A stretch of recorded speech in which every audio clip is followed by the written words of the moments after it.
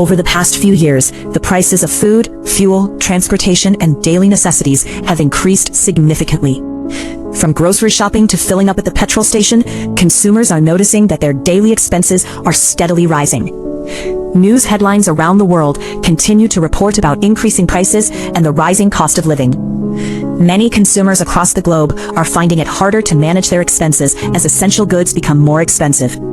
But why is everything becoming more expensive? The answer lies in inflation. So what is inflation? Inflation is the general increase in the prices of goods and services over time. As inflation rises, the purchasing power of money decreases. This means that over time, the same amount of money can buy fewer goods and services than before. In other words, consumers need more money today to purchase the same products they used to buy for less in the past.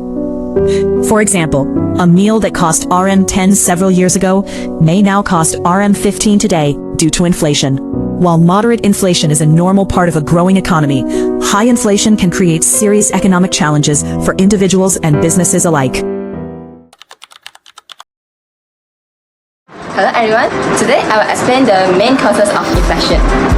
According to the International Monetary Fund or IMF, inflation is a certain increase in the general price level of goods and services over time. Similarly, the World Bank states that inflation reduces the purchasing power of money, meaning consumers can buy fewer goods and services with the same amount of money.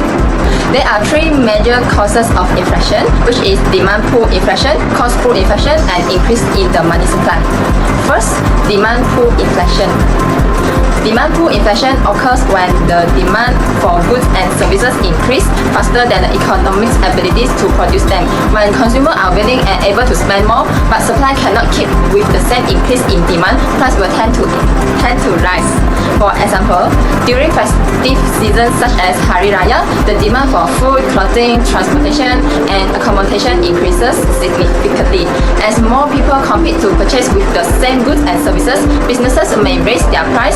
This results in demand pull inflation. Second, cost push inflation. Cost push inflation occurs when the cost of production increases. Businesses may face higher costs for raw material, fuel, electricity, transportation, or wages. To maintain profitability, they often pass this additional cost on to consumers through higher prices. For example, when fuel prices increase, transportation costs also increase. Restaurant and food manufacturers may also pay more for ingredients such as cooking oil, chicken, and other raw material. As a result, the prices of meal and consumer goods may increase. Third, an increase in the money supply. This type of inflation occurs when there is too much money circulating in the economy compared to available supply of goods and services. When consumers have more money to spend, overall demand increases.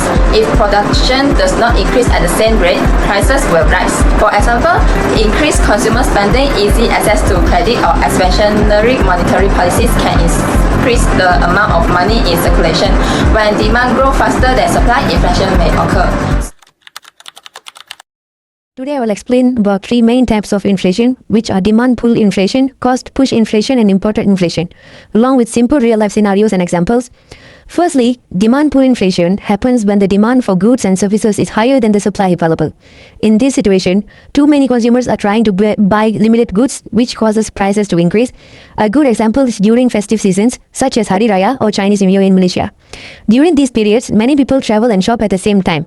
As a result, airline tickets, hotel rooms, and even food prices increase because demand is very high, but supply is limited. These too many buyers chasing too few goods situation leads to higher prices. Secondly, cost push inflation occurs when the cost of producing goods and services increases.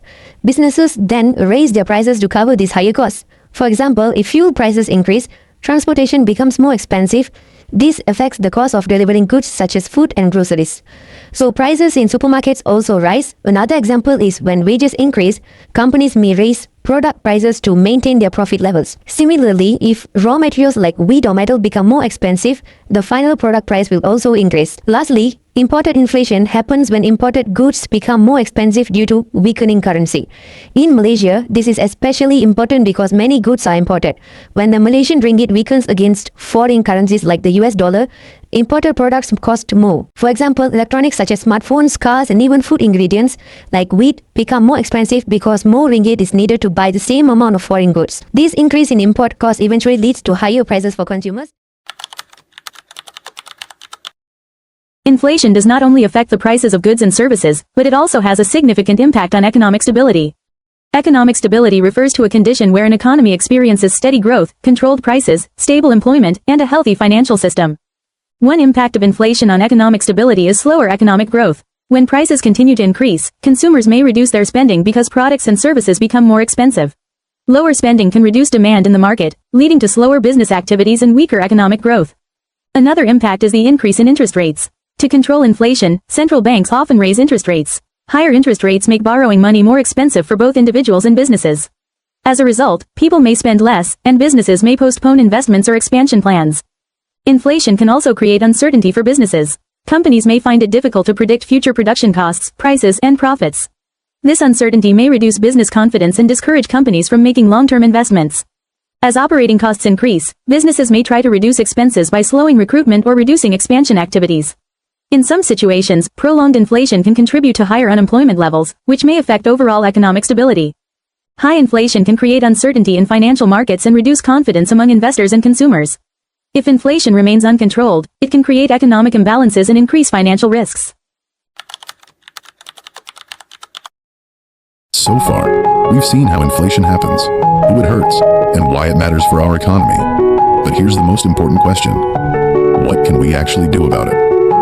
The answer sits on two sides of the same coin. On one side, consumers. On the other, the government. Both have a role to play. For consumers, the first step is financial literacy. Knowing where your money goes is half the battle. Apps like Beebk or simple budgeting tools can help track spending and build savings, even on a tight income. The second step, diversify your income. It doesn't have to be a second full-time job. Selling homemade cuisine online, freelancing, or even a small side service can create a buffer when prices spike unexpectedly. Now, what about the government? Targeted subsidies are a powerful tool. Instead of blanket subsidies that benefit everyone, including the wealthy, targeted aid, like e-wallet vouchers for fuel or basic food items, direct support exactly where it's needed most. Second, governments must actively monitor price manipulation.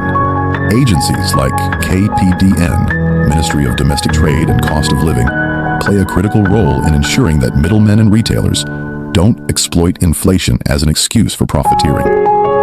Let's be clear, inflation is not an enemy. A low and stable inflation rate, around 2%, is actually healthy for an economy. It encourages spending, discourages hoarding money under the mattress, and signals growth. The problem is, when inflation is unpredictable, or when it hits basic necessities too hard. With the right habits and the right policies, inflation can be managed. So the question isn't, will prices rise?